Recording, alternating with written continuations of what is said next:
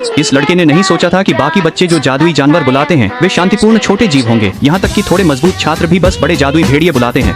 लेकिन जब समनर कमजोर होता था जानवर खुद ही छोड़ देता था। पर जैक अलग था। उसने जो समन किया वह जादुई जानवर नहीं बल्कि इस दुनिया का राक्षस राजा था।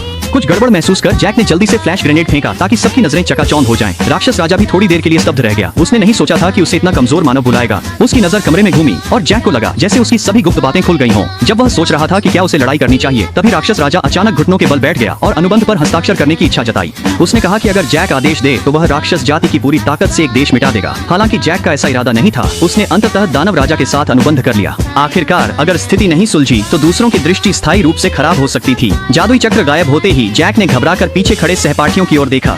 शिक्षक हैरान दिखे जैसे उन्होंने राक्षस राजा सुना हो। यह देखकर जैक ने जल्दी से कहा कि वह सिर्फ एक राक्षस था और कोई अनुबंध नहीं किया था। शिक्षक कुछ आश्वस्त दिखे और आगे जोर नहीं दिया। जैक ने राहत की सांस ली पर उसे हैरानी हुई कि यह मामला राजा का ध्यान खींच चुका था।